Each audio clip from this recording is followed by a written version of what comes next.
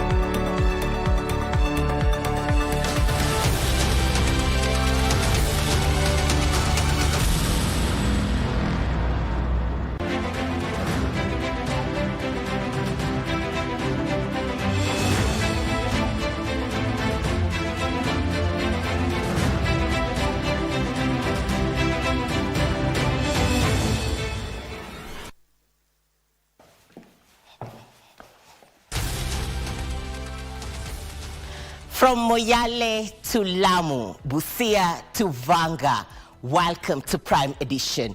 Tonight, we unveil a groundbreaking digital media factory designed to nurture and empower the next generation of creative talent across our nation.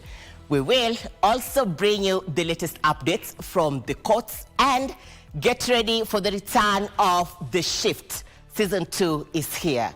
Over to you, Regina Manyara.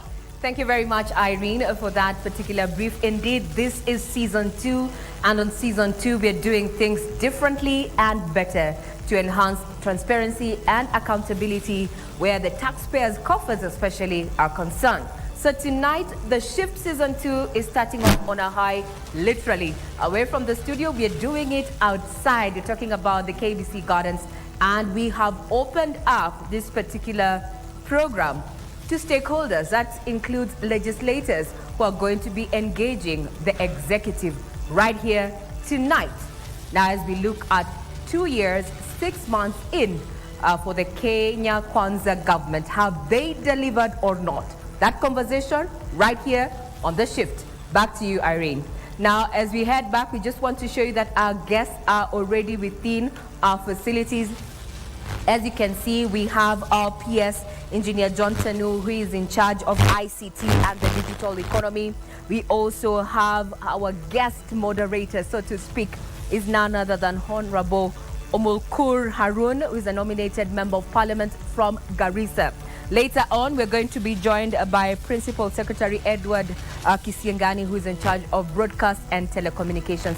And a better 2 years in as the government delivered. To you, Irene. That and much more, but first, the highlights.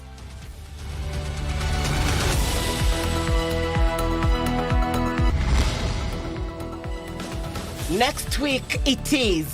Raila Odinga in his Nyanza political backyard announces he will make known his political stand next week. Tafadhali, tunawauliza, mujisajili ndio serikali ya Kenya tuwe na information ya kuweza kupanga mambo yenu ya matibabu. Drumming support for SHA, President Ruto asks Kenyans to continue registering for the Social Health Authority in a second day of coast tour. To remove those trucks from the site, and also because some of the wastes the Richard had poured on the ground, we have also asked them to clean. It's getting dirtier. NEMA directs Nairobi County government to immediately clean up the garbage it deposited outside Kenya Power offices, terming the action unlawful. And planning ahead of time. IEBC wants 15 billion shillings for the 2027 general election to be availed 2 years to the polls.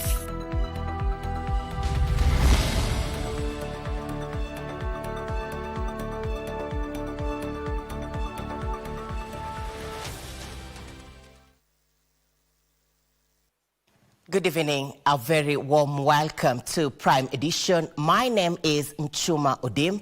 Our sign language expert tonight is Lensa Odingo. My colleague Tom Boya is away this evening. Let's interact on all our social media platforms at KBC Channel 1 on X, Facebook and YouTube.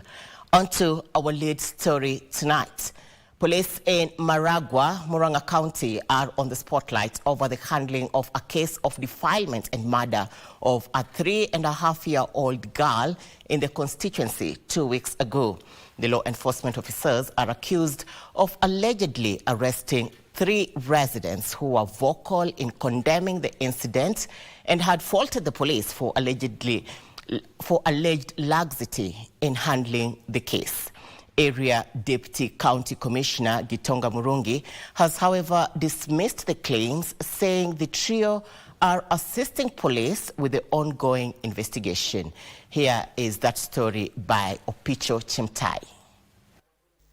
The tragic story of a 3.5-year-old girl defiled and murdered and her body thrown in a dam hit the headlines just 2 weeks ago. And on Tuesday, 3 women, Elgidia Wairimo, Lucy Murage and Nancy Njoki, were picked up at different locations in the Maragua constituency and allegedly detained for hours. Jioni nikiwa kwa soko yangu pale 89 nilikujiwa na askari wengi, more than even 10. Nikaambiwa wakaniambia wananitaka na wanataka wengine ambao tulikuwa tumeongea na wao through media. Alafu hiyo story ya kutraumatize watoto wetu amani wale watu umekaribiana haikuwa fair. Umekujua na more than polisi 8 kwa plot, like unaenda kuongelea nani amekujua, nasikia wewe ndio tumekujia. The trio say their war started after openly condemning the brutal defilement and murder of the 3.5-year-old girl in Maragua a fortnight ago. Mimi nikamwambia mimi sikuongea ati juu ya kulipwa, juu hata sikuwa na habari kama mtu wa media anakuja. Sasa mimi nilijitolea kuongea juu hakukuanga na watu wengine walikuwa wanaogopa, na mimi niko Maragua na ninajua venye kunaendanga. Tungenyamaza, so kusema mimi ndio ile kutu address like si ndio champions wa Maragua, sisi ndio tunaweza ongea. Nitaongea tena na tena na tena, nisidanganye. Juu justice ya mama ile ikipatikana nitajua mtoto wangu ako safe. Residents led by area leaders are also accusing the security officers of targeting anyone raising concerns over cases of insecurity in Maragua. Hii police station iangaliwe na jicho ingine. Hatuna mtu wa kutusaidia. Police officers wengine hapa wamekaa zaidi ya 7 years. Kwa hivyo tunaomba tusaidiwe. Na tuseme, Your Excellency, please, tuache kuleta siasa kwa maneno ya security. Every citizen or a person expresses themselves is enshrined under the law, and that right is an underogable right, and therefore our clients had a right to speak to the media. Despite the condemnation, Maragua DCC Gitonga Murungi denied claims of targeting residents and the media. We decided as a sub-county security committee to invite them to the police station so that they can shed more light, so that at least they can assist us to identify the victim to enable us now follow up the matter. That was, the reason why we invited those people, not for any other reason. Residents in the region are now calling on the Ministry of Interior to investigate what they say are attempts to cover up the deteriorating security situation in the county. Mimi siwezi sema niko sure na security yangu sai. Ikiwa kuongea kwa press ilinifanya mimi nikujiwe, like mzazi wako mali yako wako weri mokareke, umekosea nani? Opito Chemtai for Prime Edition. From security concerns to health watch, Kenyans have been urged to continue enrolling for the Social Health Insurance Fund to access the various healthcare services under the fund. Speaking in Kwale County during his second day of the week tour at the coastal region, President William Ruto reiterated that the registration will go a long way in assisting the government to collect the necessary data to adequately equip the health sector and ensure it aligns with the needs of Kenyans, as our reporter Ann Buru now tells us. Day 2 of the Coast Region Working Tour, and President William Ruto began his day in Kwale County in Lunga constituency, where he commissioned an ICT hub and the last mile electricity connectivity project. Here, the president urged leaders to focus on service delivery. Mambo ya uchaguzi tulimalizana nayo. Mimi nimekubali ya kwamba tutengeneze serikali ya kuunganisha Wakenya wote.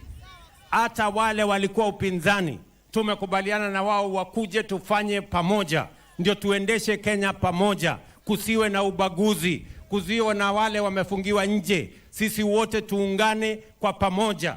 Waswahili wanasema umoja ni nini? Si umoja ni nguvu jameni? Tukiungana kuna makosa. Mnasema tuungane ama tutengane? Kwa hivyo ndio unaona rais amesikanisha taifa nzima, hata aliyekuwa mpinzani wake mkuu Mheshimiwa Raila Odinga sasa ni rafiki yake, wanafanya kazi pamoja ya kuunganisha Wakenya kwa sababu siasa ilikwisha, sasa ni mambo ya kujenga taifa. Nataka nikuhakikishie Mheshimiwa Rais, mimi sitokubwaga. Hii county inaifanya kazi. Ndivyo ama sivyo? Mtono sitonwa. Mheshimiwa Rais, nataka nikushukuru na nikuhakikishie hawa viongozi wote tunafanya kazi kwa pamoja, mpaka wale wenye wivu sasa wana kijicho wanalia sana. Ndio sasa wameleta siasa ya ukabila, na Mheshimiwa Rais amesema tunakemea siasa. Speaking during the opening of an operating theatre, general ward, and commissioning of a new X-ray block at the newly upgraded Mkongani Level 4 Hospital, the President, who was accompanied by Health Cabinet Secretary Deborah Barasa, called on Kenyans to register for the Social Health Insurance Fund, as it will go a long way in assisting the government in collecting data that will be used to improve health services. Tafadhali, tunawauliza, mujisajili ndio serikali ya Kenya tuwe na information ya kuweza kupanga mambo yenu ya matibabu. Tuweze kujua hospitali hii wananchi wake wa hapa ni wangapi. Tuweze kuhakikisha ya kwamba kuna wauguzi wa kutosha. Tuweze kujua kuna equipment ambayo inahitajika katika hii hospitali kiasi gani. Tuweze kujua madawa kiasi gani inahitajika hapa hospitalini. Inaanza na wewe mwananchi kujisajili, kujiandikisha. Na sasa pia ningependa tu kuhimiza, Mheshimiwa Rais amesema tujisajilishe. Tukijisajilisha, hiyo pesa unapoonekana kwa hii hospitali ya kijijini ya nyumbani hapa, pesa inarudishwa hapa, mnaendelea kujijenga. Sawa au sivyo? Tujisajilishe. Asanteni. At the same time, he commended the community health promoters for the commendable job they continue to do in the grassroots. Mama Achani pamoja na serikali ya kitaifa tumeungana kuhakikisha ya kwamba matibabu yanaanza kijijini. Muuguzi wa kwanza pale kijijini ni CHP. Hawa zamani walikuwa volunteers, lakini sasa tumewaweka katika mpango ya kuwapatia marupurupu kidogo, kwa sababu wanachangia sehemu kubwa katika mambo ya matibabu ya taifa letu la Kenya. The president also issued title deeds at Gazi in Sambweni sub-county and later commissioned affordable housing projects at the White House in Diani. The president will be heading to Kilifi tomorrow. For Prime Edition from Kwale County, I am Anburu. Former Prime Minister Raila Odinga says he will make known his political move next week after consultations with various stakeholders. Speaking in Kisumu after meeting elders and the youth from the lakeside town, Odinga said his quest for the African Union Commission chairmanship is now a closed chapter and his focus is firmly on Kenya's affairs. He further said his consultations will be broad.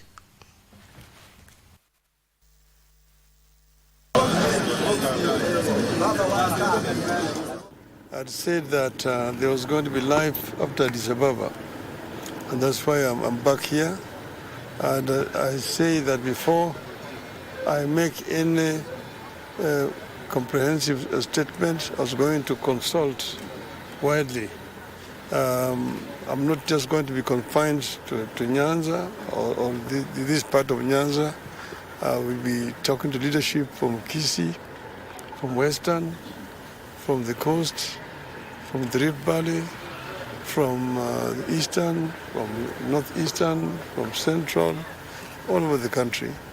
During this period of time, I'm going to consult before we make the next move, as I said. So I say that I will make a statement sometimes next week. And I want just to tell you here also that watch this space. Yeah. I'm going to make a statement next week. Who fought a good fight in Addis Ababa is now back home with us. And he came to meet us, the leaders of the party in Kisumu County, so that we can share certain ideas and experiences for the betterment of our nation, Kenya. Now, onto a story we highlighted for you at the onset of this broadcast. The Independence Electoral and Boundaries Commission want part of the 2027 general election funds to be allocated in the 2025-2026 budget to begin preparations for the 2027 poll. The electoral agency, while appearing before the National Assembly Justice and Legal Affairs Committee, requested for at least 15 billion shillings to facilitate procurement of digital kits.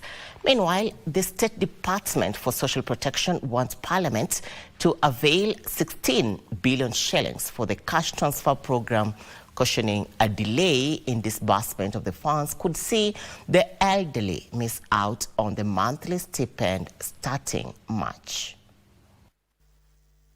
The IBC projects a budgetary requirement of 61 billion shillings for the 2027 general elections and now want the allocation and disbursement to be staggered in the next 3 years. Appearing before the National Assembly Justice and Legal Affairs Committee, the electoral agency implored on Parliament to avail at least 15 billion shillings of the general elections budget in the 2025-2026 financial year to facilitate preparations. The non-allocation of 2025-26, it is true that is in respect to the general election budget. That's why we are requesting that some amount is actually brought forward to that financial year 25-26. So there are some activities which we can do. In the financial year 2025-2026, the National Treasury has not allocated any monies for the general elections and projects to allocate 55 billion shillings starting 2026-2027. The electoral agency, however, wants the funds availed early to facilitate procurement of new digital kits and new technology. Why are you replacing all of them? Because these are electronic hardware. We would expect that some of them that are usable will be used. So just like any other Kenyan, I would want to understand why you're replacing all the King's kits. And you know, there's always a lot of controversy around technology in elections. Any technology above 10 years is obsolete. So the 45,000 King's kits will be obsolete by come the general election. The IBC targets to register 5.7 million new voters ahead of the next general elections. Meanwhile, the State Department of Social Protection now wants Parliament to avail 16 billion shillings to facilitate the cash transfer program. Principal Secretary Joseph Motari told the National Assembly Social Protection Committee that the ministry had exhausted its budget and the elderly may fail to receive their money starting March if Parliament fails to intervene. We don't have about 16 billion that we are supposed to pay our old and vulnerable people as from 20 of March all the way to July.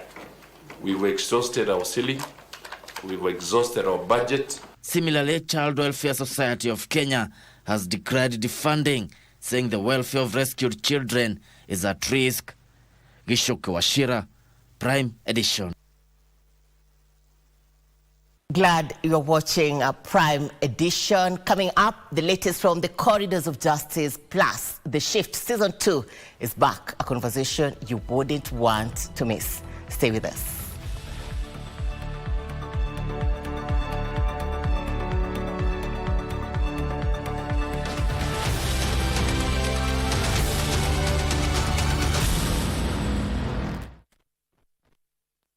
Inuka na Loto Moto sasa kwa star 570 hash option ya 4 kuna kashamba juja na nika 50 by 100 worth 1.7 million Kenyan shillings. Na hii si shamba tu, iko kwa prime location few minutes from Juja Town. Stima yako iko ndani na kama ni development rapid and so promising. Na mambo ya landlord, mwisho wa mwanzo ni hapa. Ukishinda hili shamba tunakuongeza 1 million Kenyan shillings ujijengee nyumba yako kwa shamba yako. Kuinuka na Loto Moto ni kucheza sasa hivi kupitia star 570 hash option ya 4 au register deposit na ucheze sasa hivi kwa www.tushinde.com na ujishindie shamba hili na addition of 1 million Kenyan shillings. Inuka na Loto Moto!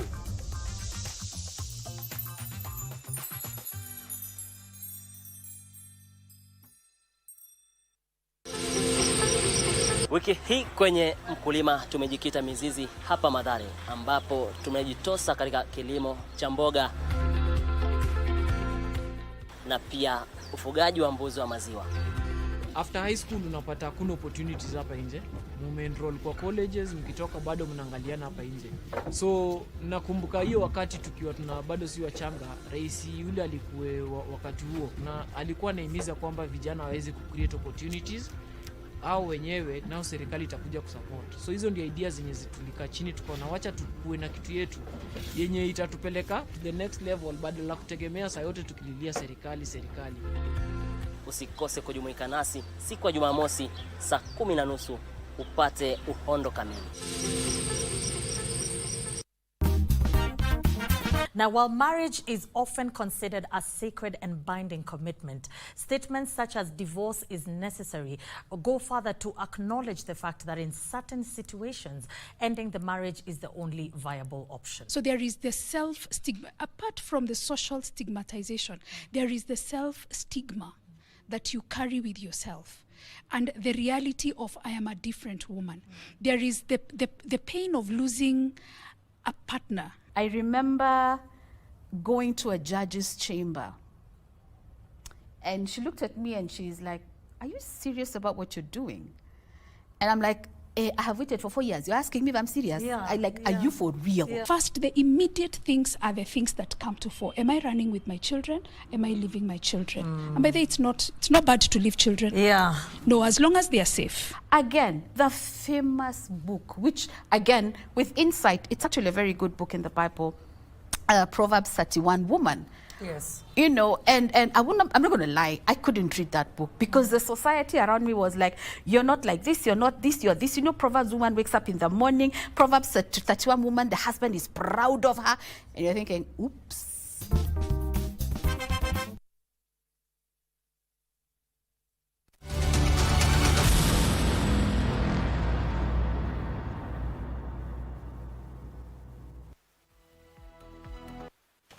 Welcome back to Prime Edition. Glad you're watching the Prime Edition. Continue interacting with us on our social media platforms at KBC Channel 1.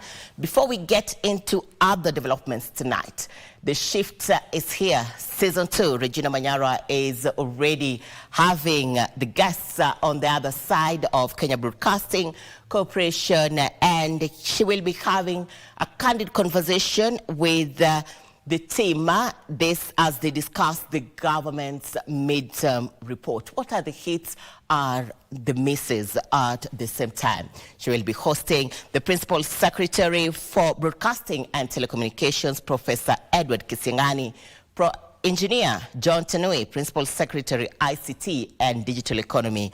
And also, we have nominated Member of Parliament, Emilkhair Harun. And all this coming live in a couple of minutes. But before that, we get into other developments and a story we highlighted for you tonight. The National Environment Management Authority has ordered the Nairobi City County government to immediately clear heaps of garbage dumped at Kenya Power's Steamer Plaza on Monday. Through its enforcement director, Dr. Ayub Masharia, the authority faulted the county government for engaging in unlawful acts that endanger the health of residents. Meanwhile, service delivery at Steamer Plaza remained partially paralyzed owing to the stench from the garbage for the second day in a row. John Kahiro with the details. A day after the dramatic turn of events at KPLC's Steamer Plaza in Nairobi, NEMA's Enforcement Director Dr. Ayub Masharia toured the area and read the riot act to the county government. Waste should be transported to designated waste management facilities. In this case, a dump site in Kenya. And so that is not what happened yesterday. It was spewed on the road. And this is against Section 87 of the Environmental Management and Coordination Act.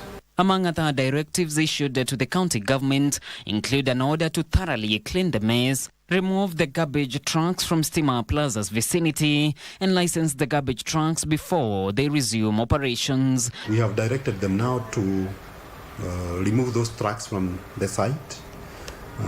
And also, because some of the wastes, the leachate had poured on the ground, we have also asked them to clean that site. The director has further warned of dire legal consequences if the county government fails to comply. The waste now should be, the trucks should only carry segregated waste, not mixed waste. That waste that was in that truck, in those trucks, was mixed. If you fail to comply with our orders, definitely we prosecute. The county and the power utility company are embroiled in a debt dispute. KPLC is accusing the county government of failing to pay power bills amounting to 3 billion shillings, while Nairobi City County government is accusing KPLC of failing to pay outstanding yearly fees of 4.8 billion shillings.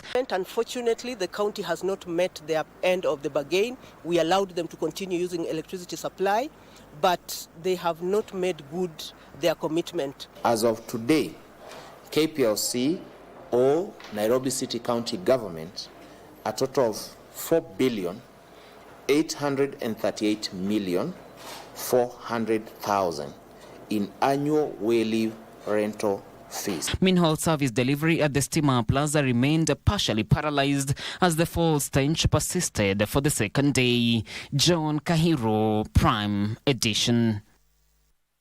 A state-of-the-art digital media factory dedicated to nurturing and empowering young creatives across the country has been unveiled, setting the stage for creative minds to hone their crafts. Principal Secretary for ICT, John Tanui, speaking at the launch of the initiative, says it is part of a broader commitment to accelerate Kenya's digital superhighway, with plans to build similar facilities in all 47 counties. With support from key partners like Multimedia University and Postal Corporation, the space aims to provide tools and opportunities for creatives to earn from their ideas. Here is that report. The new digital media factory launched on Tuesday promises to be a game changer for young people in Kenya's digital sector.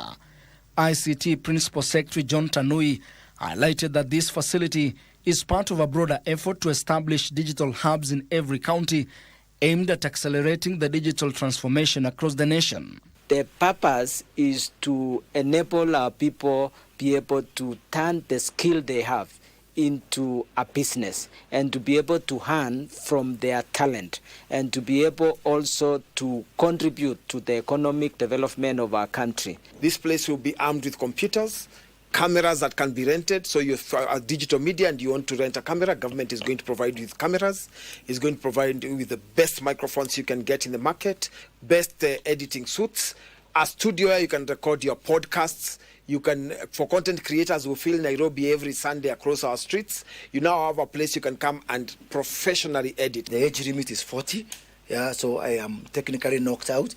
This is a facility for young people to be able to come here and do their content. As part of the initiative, young people will be able to engage in digital entrepreneurship across sectors such as software development, innovation and content creation. We want to tap into this youthful population. They are already doing an amazing job, exciting creations that they do. Many lack certain facilities and spaces, and this is the space that we are doing here in Nairobi.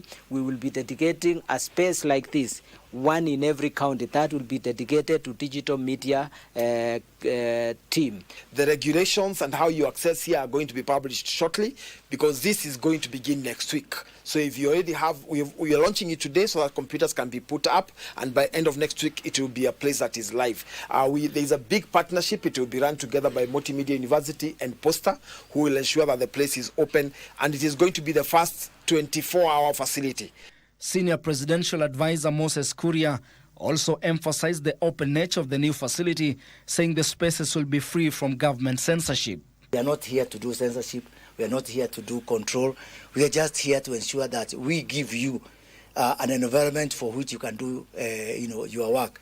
But the choice is yours also. In terms of what content, how do you use this facility? How can you use it to make your life better? As the digital media factory in Nairobi opens its doors, the government is also working closely with private partners and institutions like Multimedia University to ensure the success of the initiative. I've seen a lot of people talk about some of government programs out of not knowing. For me, I would want us to use this center also to disseminate, information which you need. We will avail for you the information. What you do with it is really up to you. Ben Chumba, Prime Edition. What is the government's midterm report? It's an open conversation, and we would like you to interact with us on all our social media platforms at KBC Channel 1. This as Regina Manyara brings back The Shift Season 2. And tonight, she's having a conversation on the government's scorecard in the first quarter. What are the hits and the misses? This is a conversation that you would want to be part of. And tonight, she is hosting the Principal Secretary, Broadcasting and Telecommunication, Professor Edward Kisengani, Engineer John Tanui, Principal Secretary, ICT and Digital Economy. We are also having nominated Member of Parliament, Umher Harun. And the floor is now yours, Regina. Good evening. Good evening to you, Muchuma. That was well, indeed. That is what those are the persons we have on set. And we are outside. As you said, this is season 2. We are doing it better for better accountability and transparency where government policies are concerned and the taxpayers' coffers, so to speak. So tonight, ladies and gents, I hope you're enjoying the warm breeze in Nairobi here. We are literally outside. This is season 2. Can see you're all comfortable. No one is sweating. Yes. In case of a fire, we can all escape. Yeah. So karibuni sana, and thank you very much for your time. This is season 2. We're going to be opening our doors, or rather the shift is opening its doors to various stakeholders. And tonight we have the legislature engaging the executive to try and find out, has the bottom-up economic transformation agenda delivered? 2 years, 6 months in. We have just like 107 days to the next election. So has it delivered? This is the midterm score. And that's the question we've been asking tonight to our viewers. And the first question would be and is, how would you rate the government performance out of 10 and why? How would you rate the government's performance out of 10 and why? And the second question, we are seeking your feedback. What should the government focus on for the next 2 years and a half? That is 907 days to the next election. So has the government delivered on its pledges 2 years, 6 months in? Get us on X as well as our various social media platforms. Include where you're watching this particular show from. Hashtag is the shift. The second question is, what do you think government should prioritize before we hit 2027? What should the government prioritize or focus on before the next election? We are open to your feedback. Get us on X at KBC Channel 1. My handle is at Ray Manyara on X there. Now, let's have a feed of what Wanjiko had to say in regard to those two questions that are going to shape the conversation here tonight. This is some of the feedback that we have received from you, Wanjiko.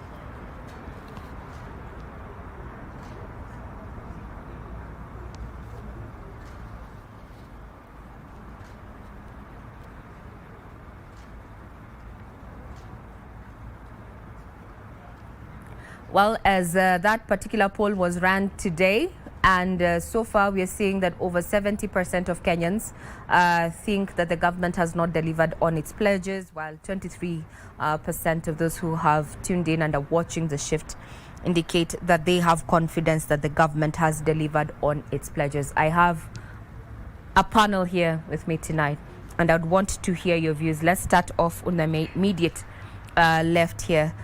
What do you think about that? Has government delivered 2 years in?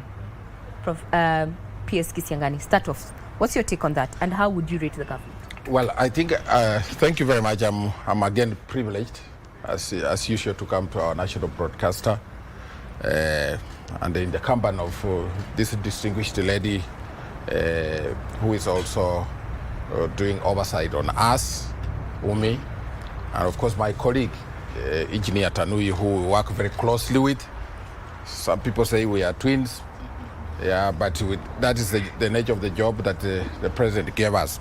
So you have asked fundamental questions about whether the government has achieved. I think I was asked this question a couple of months back, how I rate the government. I think I gave ourselves about 6. 6 out of 10. Yes, but I think today, as you ask this question at halftime, I think we have done 7. 7 yes. out of 10. Yes, I think it's 7 out of 10. Why 7? You see, I've seen that poll stuff, but you see, scientifically, we also have certain rules that guide a poll. And when you're doing it randomly, sometimes you miss certain specific areas that you really want to be judged on. So I don't know how the question was framed to them, but a general question like that, in a country, a democracy like Kenya, where there has been a lot of politics, there are people who just enjoy misinformation. It is sexy. Okay. There are others who just say, I don't like the face of so and so. So even if they are doing something else that is good, I don't care. Okay. So there's a lot of misinformation around here, and others listen to others. Depending on which influencer is talking, then they say, okay, let's go by what you are saying. I think they have done nothing. All right. So there are quite a lot of pressure points. Pressure points. Yes, we'll pick it up at that point. So 7 out of 10 for you. Yes, so I think, in general, I think if you talk about 7 out of 10, I'm thinking about 70%. It's a reverse thing. Okay. It's not 23. Let's pick up. Let's pick up 7 out of 10. Yes. Engineer Tanu, you're in charge of ICT and the digital report. How do you rate the government's performance 2 years in on a scale of 1 to 10? From where I sit, I would say I would rate it 8%, but in respect to the citizen, probably 6% is reasonable to them. Why? Because most of the things we've been doing is to lay foundation for the desired impacts that we've been communicating. We've been involved in planning in terms of setting up the recalls, in planning on really very transformational projects, which you talk of agriculture, huge initiatives there. We've talked about housing, huge initiative, legislations needed to be done. If you talk about housing, also an ambitious program, digital superhighway, very ambitious, requiring huge resources. A lot of groundwork has been done. Where we sit, we are seeing we have achieved 80% in terms of planning, in terms of getting resources, building the signage in government, working between us and the legislature, ensuring we have legislation. So that is where we are. The statistics that you see, our treasury and the monetary data that you see, Kenya is among in the best position. Inflation rate, what we import, balance of trade, security in food. So we have very good statistics. And where we sit in terms of now, Mwananchi, we promise public Wi-Fi. Maybe we've not reached where we want to be. We talk about connecting all public institutions. We've not reached where we want to be. Digital hubs, we committed, we've started, but we've not reached where we need to be. So on the citizen side, 6% is logical. And 8 from where you sit. But so we can go with a median, 7 out of 10. Let's work with a median, 7 out of 10, 7 out of 10, a median. So as a legislator seated in this panel today, before we take that quick breather, Honorable Umi, are you convinced that the executive has delivered? You know, as an ODM member of parliament, are you convinced that they have delivered? I like how you emphasize on the ODM bit, as if to trigger a certain response. But I will be, I'll be very objective. All right. And there are certain things that the president had promised. So I'll focus specifically on national government. If I'm to rate including county governments, the score might go lower. So let me rate the national government in itself. I'll give it a 7. And I'll justify this because I come from the northern ASAL regions. We had a very pressuring issue that was the vetting, the IDs, and the abductions. We have seen significant improvement. There was a declaration that was made in Wajir to remove vetting. So that itself is a 10 for me. I would then shift my focus to the aspect of digital access, digital programs.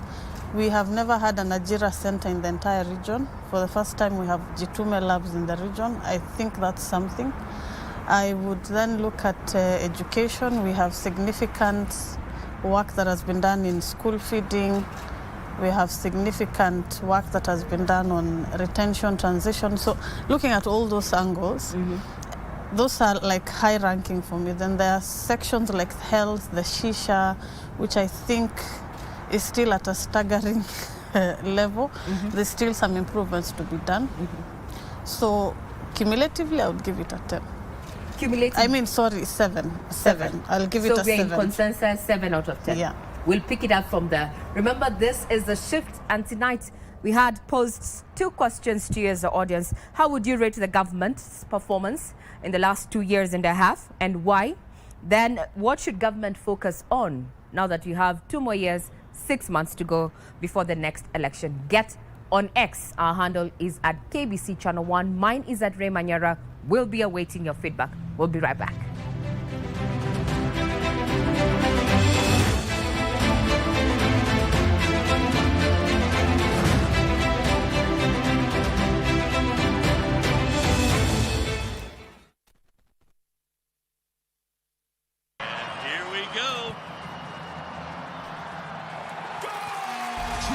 Favorite team and win big on MeChezobet.com. Casino, Aviator, and other crash games also available at MeChezobet. Sign up today.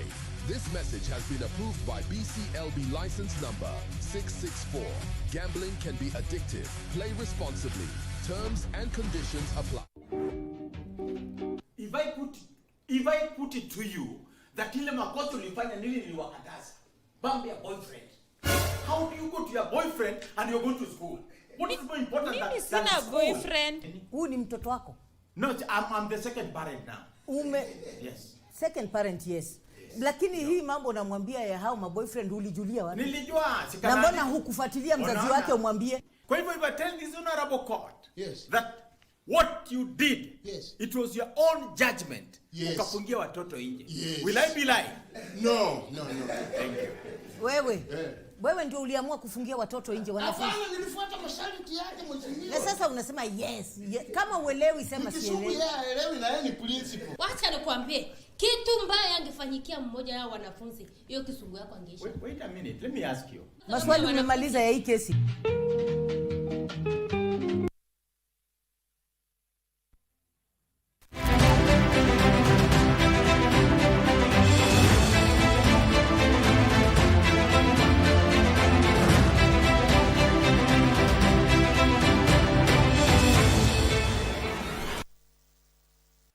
You're watching The Shift. Before we took that quick breather, we had posed questions to you. How would you rate the government on a score of 1 to 10 in regard to its performance 2 months, 6 months in?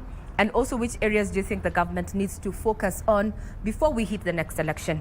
Before we took that particular break, my panel has unanimously agreed that they score the government's performance at 7 out of 10.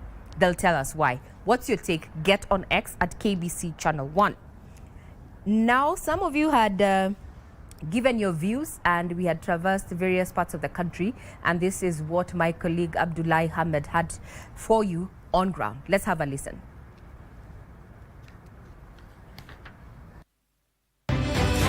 Two and a half years since President William Ruto's leadership, Kenya Kwanza bottom-up economic agenda has made many strides in many sectors.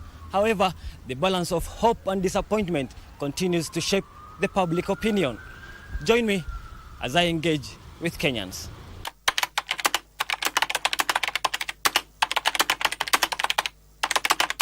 I think for the last 2 years, we have seen a lot of stuff happening, and we've been asking ourselves as Kenyans, is these actions really intended for the common good of the mwananchi? But I think in terms of the opportunities that we have seen from the political angle, it's really been very exclusive. It's been gender blind, because we've not seen the place of women in this cabinet. We've not seen the place of women in this government. This government, ambayo government tuko nao sahi hapa hivi, what I can say, improve kwa vitu mob sana kabisa. At first ilikuwa at low rate, but hiyo pressure mingi kuangalia kwa ground, unajua, because many zile gava zingine ziko zinatufanya tu do aziangali ground, but sahi what I can say, kwa hii gava ya sahi wanaangalia ground. Wakianza walianza vizuri, lakini sahi wamelegea. Ukiangalia pande ya chakula zimerezi juu sana, unaona. Sijui kama ni tax ama ni nini, bei ya chakula imepanda juu.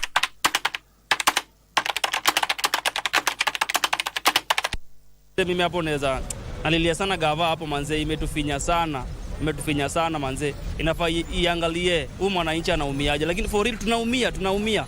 Cha ukweli tunaumia. So ningomba vinya budget nenda kusoma hii budget ikienda kusoma hivi, at least uangalie upande wa tax manze. Pata system hazifanyi kazi, tena unaambiwa uende nyumbani utegee urudi tena. Unajua sasa ugonjwa haiwezi goja hiyo wakati unaambiwa utegee. Tuliambiwa mambo na bottom up. Na hii bottom up ilikuja kwa niaba tu ya uongozi. Haikuja kwa niaba ya wananchi. Kwa sababu tukiangalia ile uchumi vile mali inaelekea na mali watu wako saa hii, hakuna kitu inaendelea.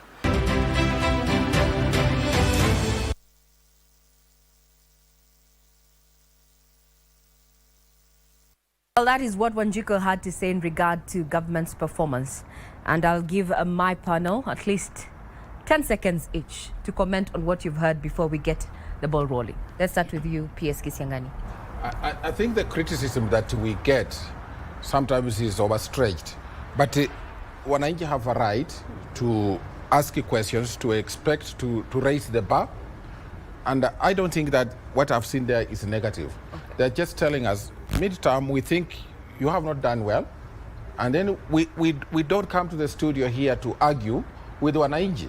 We come here to listen to wananchi, and when they say you have not done well in one area or another, we try to improve on it. So it's a good feedback. It's good feedback. What Yes. do you think?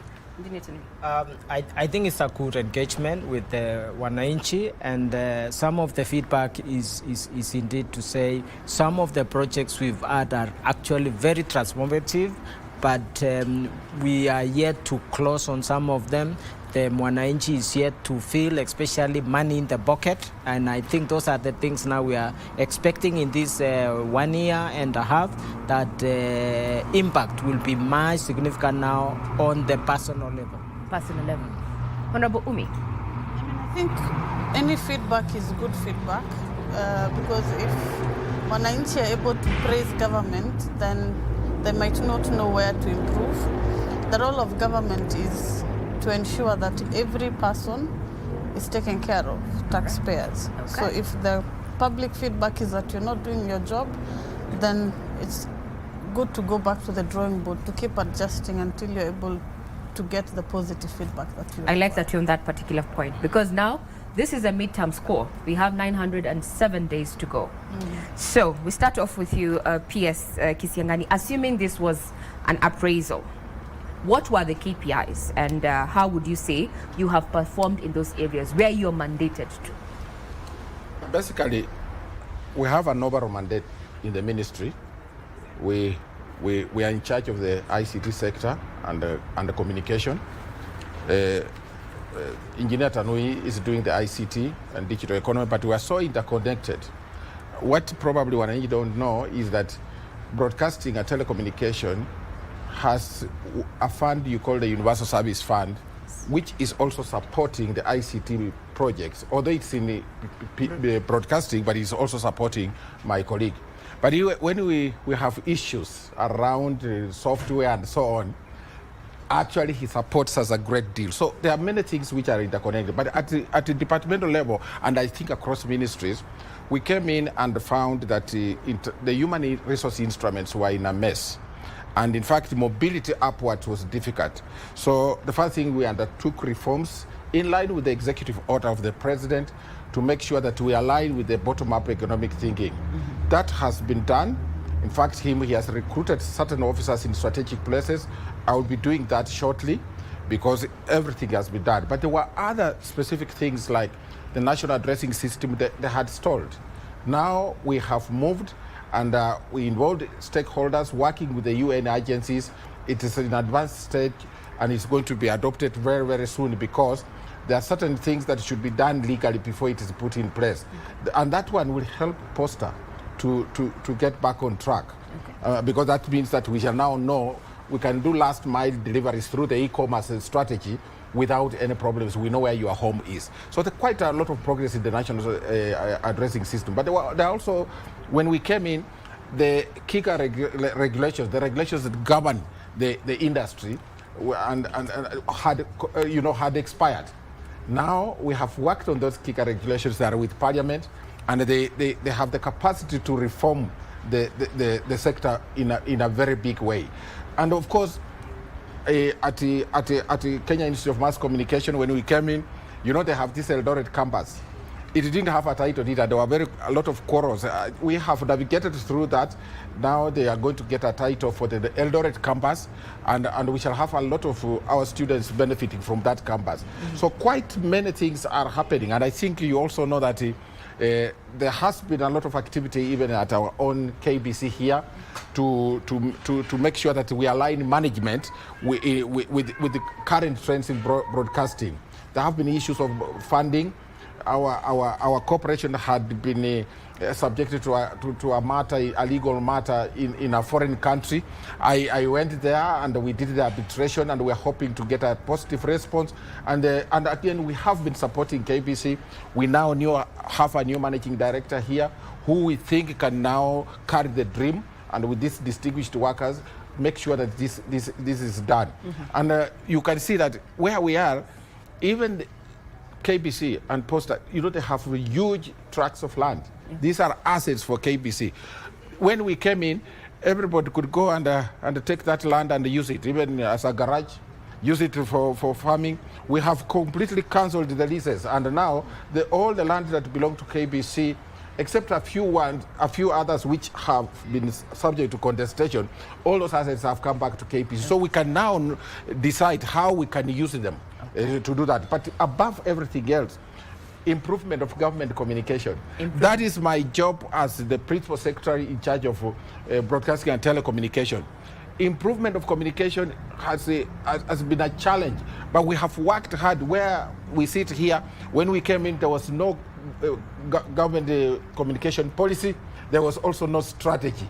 Today, we have that already done, and it is with the cabinet. The approvals will be done shortly. So I think we have done very well, but you can add that to training. We will pick it up and training. I think I should finish this. Training. Okay. We have done skills training. Training to some of our communicators using the media council. A lot of things have happened. Okay. So we think we are on the right track. Right track. Yes. We'll pick it up from there. We need to talk about communication. Now, you're in charge of ICT, Bwana Tanui. What would you say have been the challenges, in delivering on your promises mandated under your department? First, one of the key points to note is that ICT and digital economy was put central in the delivery of the commitments by government. Each of the four other focus areas required technology to be able to deliver. And to put this infrastructure in place, it requires huge resources. And as my colleague, Professor Gishangani has said, we had to look at all available options to ensure we resource the most important areas. One of them is connectivity. We committed that we will add additional 100,000 kilometers. This is a very ambitious commitment with huge impact to our economy. We are to get resources to do that, and we have made good progress. We said out of these 100,000 kilometers, government will do 52,000 kilometers, private sector will do about 48,000 kilometers. We are happy that we at about 2022 around 8,900 kilometers. We've increased this now approaching 14,000. An increase, we would say now we are approaching 10% of what we committed on the government side. Private sector is doing also very well. And when you talk about connecting, because it's not just about pulling this, we want to connect all public institutions to broadband connectivity. We want also to ensure we build the public Wi-Fi that we committed. We have now about 1,600 public Wi-Fis installed. We had a few challenges in some of them where we were installing in private premises, so we had challenges on power and a few issues. But as of today, we have about 400,000 Kenyans using these public Wi-Fi's daily, and in a month, almost 2 million Kenyans access this public Wi-Fi. Digital hubs is one of the most impressive work we've done. We have over 282 digital hubs established in the country, with many of our young people, especially in our TVET institutions, already working on it. We also work with our members of parliament, and we are very grateful for their commitment to establishment of digital hubs. They made an amendment to the national CDF law to provide for establishment of digital hubs and operationalization of those digital hubs. A number of members of parliament are already in the construction of the digital hubs, 1 to almost 6 in each of their constituencies. We've also committed to do pilot digital hubs, 2 in every county. As of now, around 33 centers of excellence are undergoing construction, and we've started to operationalize. Today we were at the GPO post office to operationalize one we have dedicated to the digital media, where people with ideas and creatives can use. We will be going to Bungoma, and we'll be going to the rest of the country, so that in every county, one of the digital hubs will be dedicated to digital media. In terms of attracting, creating the country to be attractive for investment, we've talked about digital jobs. Our president has really done quite a lot going out of the country to engage the many players. And we've been able to see opening of monetization on our digital platform, Facebook, YouTube, where Kenyans can earn from their creations. It was not there before. It has happened. The other one, we've talked about the business process outsourcing. India and Philippines have been the world's capital. We are seeing slowly Kenya taking shape. Within 2 years, this January we celebrated one big success, the world's #1 PPO in the world entered Kenyan market. So it means the work we've done in the last 2 years is bearing fruits. And they've started by setting up a space of 5,000 seat capacity. This is a very good indication that what we saw in that digital space can open opportunities is actually real. The other entities which have been in the market are also progressing, the CCI, SAMA, and many others. And we are seeing also Kenyans, the diaspora who are returning home. They are establishing their own digital hubs, and we are seeing them creating opportunities for our young people. One last important point in this point is that when we talk about digital superhighway, the last point is the device, the phone. And we committed to see how can we have affordable smartphone in Kenya. And also how can we create a new industry that can create jobs. And we are very happy. Private sector came together, and we have about 2.7 million phones now produced here in Kenya, something that never happened before. And if you check the Asian countries, what transformed those countries is the electronics industry. And what we can say is that we are entering that step. And we will see now the electronics industry will be able to access now the next level, even semiconductor industry. And we are laying a foundation of a real transformation of the country and unlocking the potentials of the digital and the tech space. And I think, Regina, before you go to Omi, just to reinforce what he is talking about, the semiconductors and so on, you also have to say that at the time we came in office, we had about 350 digitized services in government. And that had a bearing on revenue leakage. Today we have over 20,000, and people can come with specialized one. And let me tell you, one of the biggest achievements our ministry has done to help government is to create an atmosphere and a platform where revenue leakages go to the lowest point. So this is a big gain, because now public resources, this government is collecting more money than any other government that we have had since independence. We'll pick it up because we're also going to discuss matters budget. Now, Honorable Umi, you've heard what the executive has said in terms of what they have done over the last 2 years. Now, I'd want to know, what is your role in Parliament now that the minority side, Odim, is part of the broad-based government, and how effective have you been on oversight? Thank you. I think regardless of which side of government you belong to, the role of a legislator remains to be representation, legislation, and oversight. And that doesn't stop whichever side of the political divide you belong to. And a country without laws essentially is just banana republic. And if you look at countries that have fragile economies, it's because they have weak laws that people take advantage of, especially if those countries have resources. Take Kenya, for example. The reason we are able to really prosper, and I'll bring back the conversation to the digital and tech space, the reason why we are able to prosper is because we have good laws and good policies that are able to protect the interest of Kenyans. You would recall, I think in 2023, when WorldCoin entered the Kenyan market, and we are still growing as a country. And I say this because we have young people being the majority. The young people have key interest in data, key interest in any digital activity. We are headed to, we are not actually headed, we are actually in the fourth industrial revolution, which is tech. When we are in this space, a lot of money is being made in the tech space. A lot of emerging careers are also in the tech space. So I loved how Kenyans were quickly able to question Parliament and the ministry. What exactly are you guys doing about this?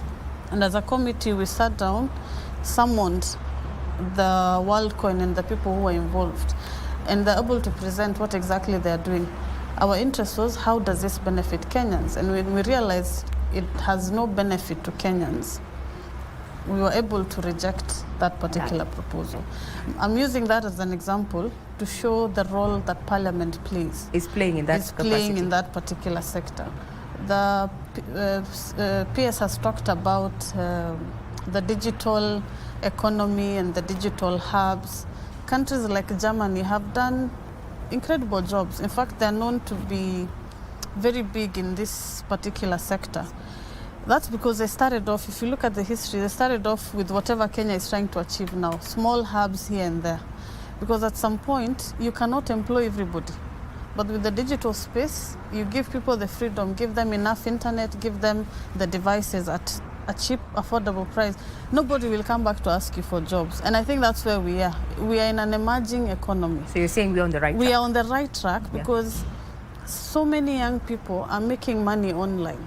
Okay. And I look at this, even myself, even as a guardian and as a parent, before it used to be, oh, you need to be doctors, you need to be lawyers. Nowadays, you might find a TikToker making more money. Now let's get to that point. I like where you've taken us because you've taken us rightly, squarely on the digital and ICT as a catalyst to socio-economic growth. But then there are issues around that, and we'll pick it up on the digital space. This one has come up in terms of data privacy, and I like that Parliament moved in to deal with WorldCoin. Can you confirm, Bwana PS, that our data is safe, given what we have seen? And on top of cyber security capacities, we've said that the digital platform is an enabler. Yet, those young people who found themselves disseminating information on those social platforms have come out, and human rights groups have come out and say people are disappearing. Are we saying one thing and doing the other? Let's start off with Bwana PS. Tanwi. Data is becoming a key thing. They say now data is the new oil. They say also data gives the truth. It has all the information you need. So as a country, we have prioritized this space. And if you can see, we already have the relevant act that established the Office of the Data Protection Commissioner with a clear mandate on how to manage all matters to do with data, handling every stakeholder and requiring compliance. That is a foundational that's enabling our country. We've also worked to comply with global standards and global protocols and alliances that allows Kenya to work well. We are actually at the verge of achieving what we call the EU adequacy status, which will allow Kenyan companies to easily exchange and interconnect with European countries. It would be almost equivalent to Kenya being admitted to EU in a digital format. So in terms of legislative and regulatory structures to manage our data protection, we've done a good job. The digitization speed we've done is quite ambitious. As our colleague, my PS, has said here, PS, we've moved from 350 services to over 20,000 services. That's a very accelerated growth that many nations look and really admire. But at the same time, of course, there is risk in this space, just like in the physical space. And some of the risk is data, cyber security. And that's an area we are working very hard together with all the stakeholders to see that we put the necessary tools and systems to protect our assets. We are also looking at ensuring we have the human resource. PS talked about organizational structure, and the reforms that we are carrying out is to ensure we close any loopholes. We are enhancing training directly by ourselves as government and also with our technology partners, so that we equip our staff, our human resources as a country to be our first line of defense when it comes to the cyberspace. Shoring capacity against the cyber security. Yes. Pierce, before we move further, we'll get to you, Prof. You've said that this is a space that creates jobs and such. Yes. But then we may have these data protection laws. But then I would want to hear your thoughts on the misuse of personal data in light of increased cases of abduction of social media users, because this is data that has been picked from their platforms and such. Let me help. Yeah, chip in on that. To respond on that. Yeah. When it comes to, like I said, we are still evolving in terms of the laws and the policies. We are currently considering a private member bill that is going to address that particular issue, the cyber crime and the cyber issues. Everybody has a right to freedom, but there's a time when your freedom will also infringe on another person's right. And when that comes, that's when the law also comes into effect. We are still in the process of considering that particular law, whereby if it comes into force, then we are able to address these issues independently without politicizing anything. Where if somebody bullies you today on TV, they're able to respond to that particular or account for whatever they've done. The law therefore helps us manage and regulate whatever cases that arise, whereby if the law is not available, then you are bound to fall for anything. The same way, just before we had the Sexual Offence Act that came into effect, we had so many cases of rape cases and sexual offence issues that could not be addressed because we didn't have a particular law. Now the topography is changing. So, like I said, whatever we are currently going through as a country, we are no longer a middle-income country. We are an emerging economy, a growing economy. So when you're growing as an economy, you're bound to also go through some key challenges.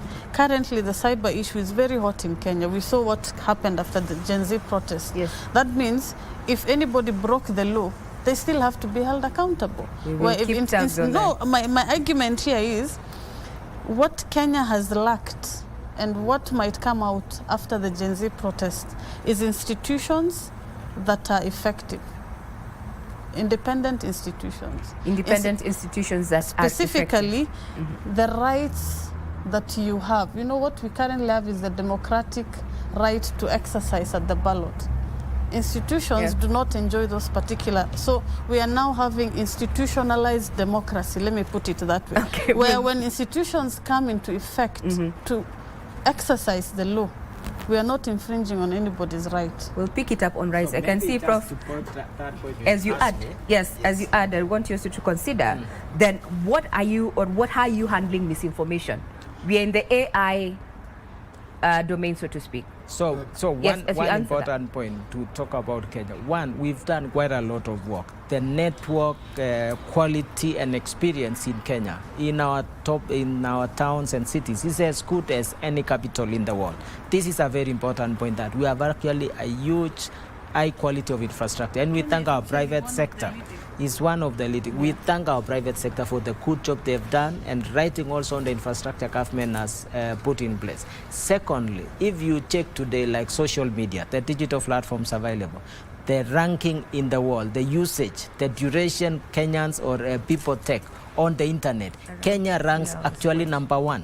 That tells you about our adoption of these digital platforms. So what we need to do, this is why we are enhancing trainings. That's why we are working with our young people in TVETs. That's why we are putting up these digital hubs, one in every ward, so that we expose our young people to the positive sides. We can use this digital infrastructure and the social media tools to talk about our country, how beautiful our country is, to attract investment and also to attract tourism.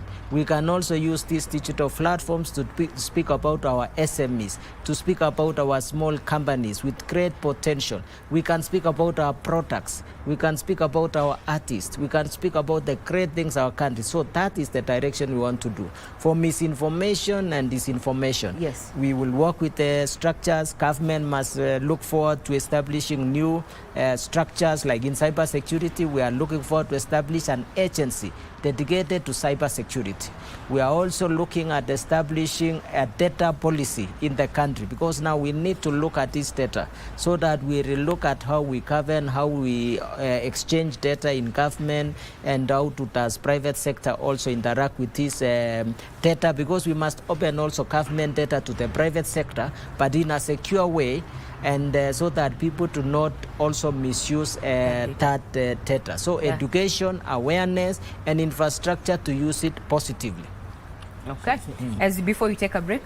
Yes, I just want to reiterate something. This question, Regina, keeps popping up. The question that, is our data safe?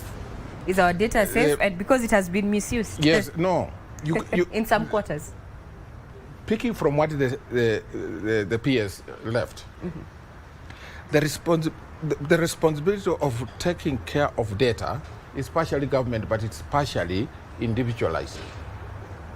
Because even when you expose your data, you know, you can misuse your bank card and expose it to some people. Government has protected that, but you are the one who becomes an agent to give out your bank card and the people start using it.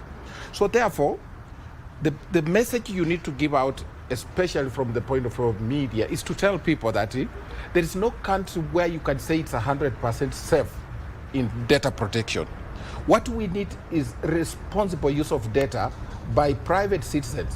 It doesn't matter how much government does to secure data.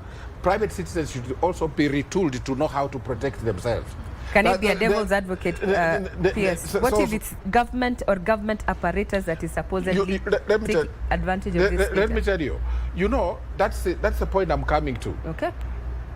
There are so many attacks which come even through CA. If you check, a lot of data came in. It's reported, yes. You see, let me tell you, the argument is that government is the one hurting its citizens. Let us address this, because if we don't address this thing, it's going to be a cancer. Government has no business hurting the people that vote for it. And so it should go on record very clearly that this is never a government agenda. If today you work with government, you work with private sector, and you do things which are responsible, our people must start isolating individuals who do wrong things and say there is no government policy.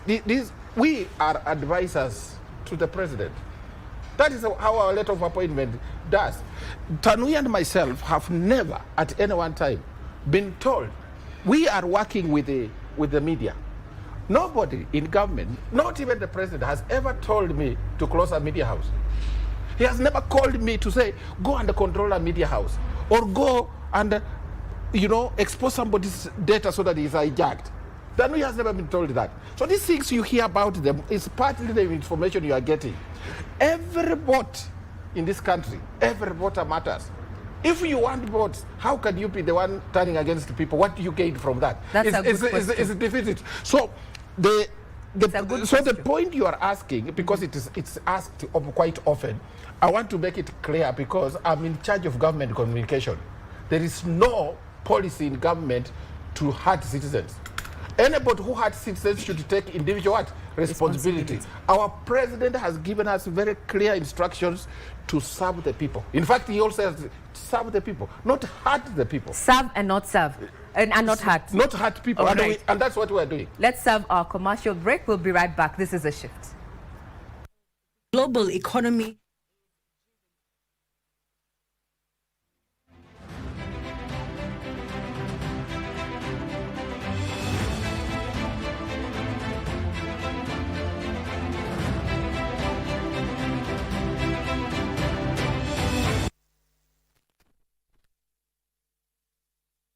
Kupitia star 570 hash tunakupa nafasi ya kuchomoka na this beautiful Mazda Demio. Let's check out the amazing features. Enjoy a beautiful, clean, semi-leather interior, low mileage, touchscreen and a reverse cam, fuel-efficient 1300cc engine, great for personal use and business. It has a blind spot monitor, parking sensor, and smart brake support. Ukikaribia any obstacle unapata alert. Ukitaka kujishindia gari hii, kucheza ni rahisi sana. Chukua simu yako, bonyeza star 570 hash, chagua option 3. And for only 35 shillings, hii gari inaweza kuwa yako. Kumbuka kucheza mara kadhaa, because the more you play, the higher chances of wewe kuwa mshindi. Kuna Mungu mbinguni. Thank you Jesus. Mungu ni mwema, asante Mungu. Ile nitakuwa naendesha hivi. Uber ama personal car. Huu mwaka inuka na Lotomoto. Dial star 570 hash and make this dream car yours. Cheza Loto Moto, shinda pesa moto moto.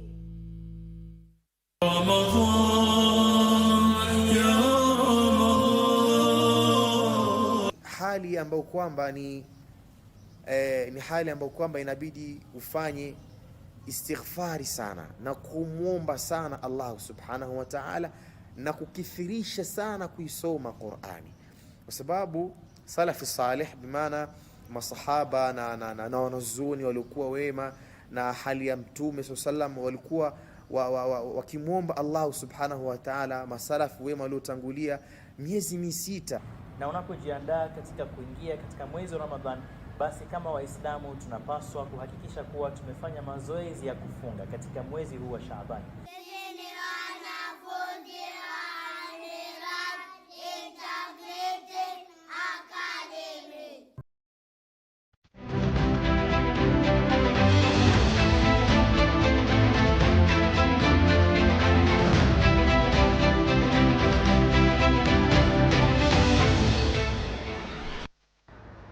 This is a shift, and before we took that commercial break, we ended it on a note: we are here to serve and not hurt. But is it in this era of misinformation and disinformation?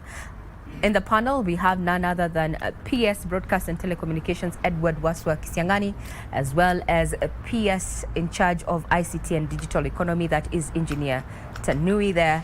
And last but not least, we have a Member of Parliament, nominated Member of Parliament, that is, we call her Umi for now, Haroon. Thank you very much for making time. So we are serving and not hurting. But then, how are we dealing with misinformation and disinformation? And I'm coming to one of the projects that has been highlighted under Better, and this is the housing. Affordable housing is one of the projects that has been identified as Better, but then there's a lot of misinformation and disinformation around it. How are you tackling it? Yes, I think, let me go by that. With the new technologies, the challenge of new technologies is that individuals who invent these technologies sometimes are faster than governments. So it can, before you put rules to control it, it's already out there and it's being used either for good or for part of the part of the society. But now let's look at housing. Actually, by the way, the latest polls on housing is that when we started off, we were just about 18% rating approval for housing. Let me tell you, the latest polling, scientific polling, which I am privy to, is that now the rating has started rising. Just a few days ago, I toured a housing scheme, which is one of the projects the president did. That one, I think I can see it on the screen. That is Mukuru in the industrial area. Now, some of the information, the misinformation you hear about is that those houses don't exist. And people will tell you that the president is lying because those houses don't exist. I think the public who are listening to us and watching us as a cabinet, as principal secretaries know, they have seen me there. I went there specifically to tell the public that it is not a lie. So, we have had very responsible people in this country lying about that. Is that a lie or it is true? It is true, Regina. I have been there. Tanui has been there. So, when you keep telling a lie, the public is going to reach about, because very soon, those are about over 13,000 units, taking a lot of people in there with a supermarket and everything. The facilities are very good. Very soon, the president will be giving ownership titles to those new houses. I was there with you. The media were there. Several media people were there when I was touring that. You guys, do you think it's a lie? When now the president gives the titles and gives ownership to those houses, I think the whole story will tell by itself. It's not going to be a lie. So that is misinformation practically, because, as I said, there are certain pressure points where people want to say a lie because a lie is sexy. It works. How long in Kenya can lies be sexy? That is a good question. It's going to be really bad. That's a good question, because I'll take you back to what you said last year. Before you go there, because you asked about misinformation. Yes. I want to go to another one, which is I want to stay on housing first. Yes, but I'll just give you another example of misinformation. Then we go back to the housing. Okay. Go ahead. Where we are. The previous government was employing only about 5,000 people in 5 years. Today, under the administration of President Ruto, we have almost 76,000 teachers who have been employed. In fact, in some villages, all graduates for B.Ed have been wiped out of the village. Nobody can get them. I don't know whether that is also a lie. Let's go back to housing. Now, I'm ready for you. No, we get back to the misinformation and disinformation in this aspect this way. Yes. We were aware when we got there, before we made it a legislation like a deductible, a tax deductible. There was the notion, and the members of the public were made to understand that once these monies are deducted, it's automatic for you to actually get a house. That was the information when the campaign was being run. But then when now we're already in this dispensation, the tune is changing. So from members of the public, it feels that lying by omission, by not giving the full details, that's one. Secondly, you mentioned a time like in December that you are working to get a synchronized communication strategy to tie in the loopholes on government policy. Yes. Maybe you can start from there. Tell us, what do you envision for this strategy and how far is it, so that we can lock out misinformation, disinformation, left, right, and center? I think we shall handle it both with the Tanui. Proceed. But let me just make a highlight to the Tanui, because we have been working on this together with Tanui. Right. Okay. But I want to talk about the housing thing. That's why in this country we need to go back to the agenda.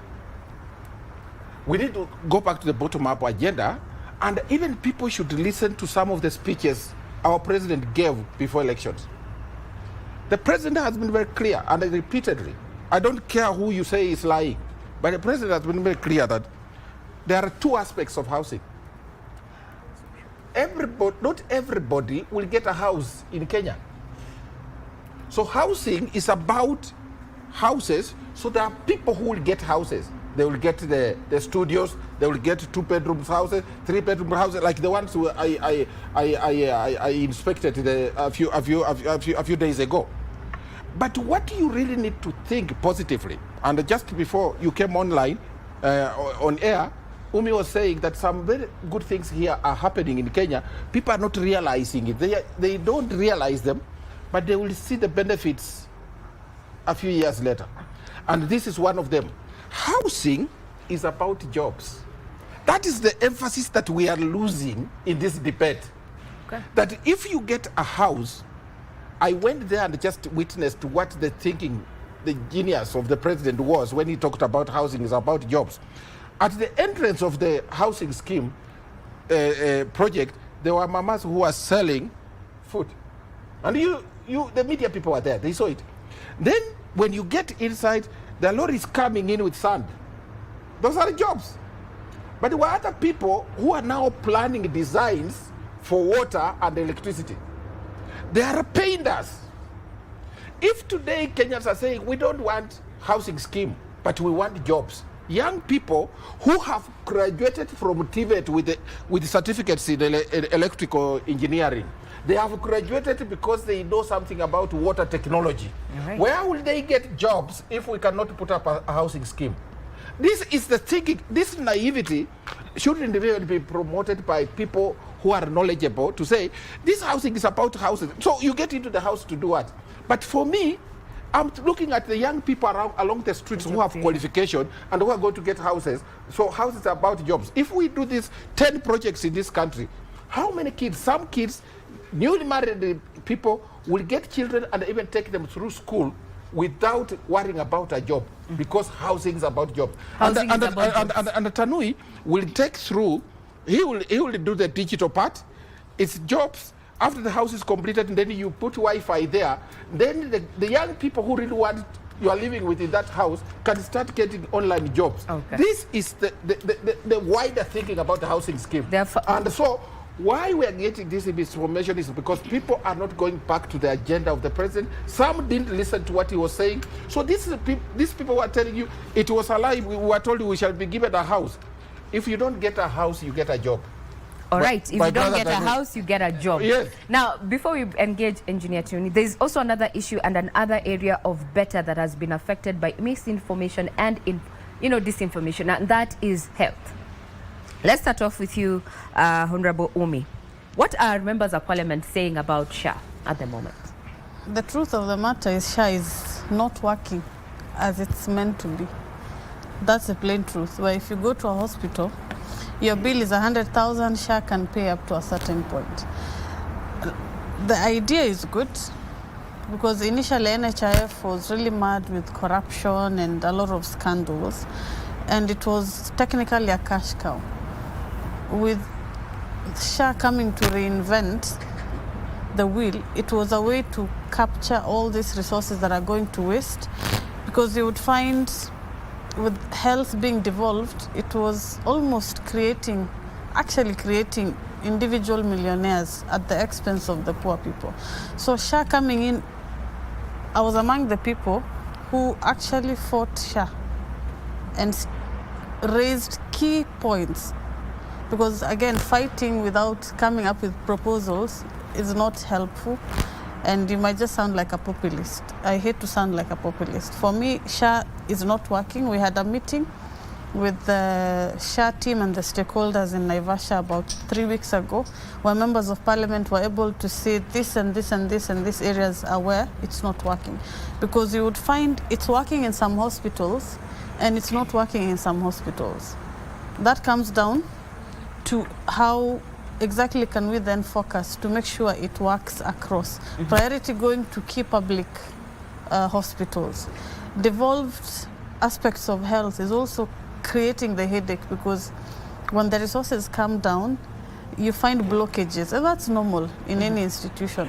No. So from where I sit, it's not working to the way it's supposed to work, but as members of parliament, we are really pushing the ministry to ensure that the feedback is heard, because we are assessing, we are doing the budget policy statements now, we have certain targets, exactly how can we share recommendations so that they're able to improve on it. Then if it fails, we will then come back and say, okay, SHA is not working, what can we do to make sure it works? Because as it stands, and you're aware, all of us who are registered under SHA, it means we cannot access health services in a private hospital.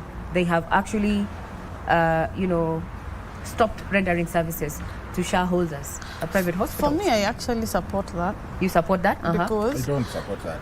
Okay, let's hear from Madam. From where I sit, public hospitals are what runs our government now.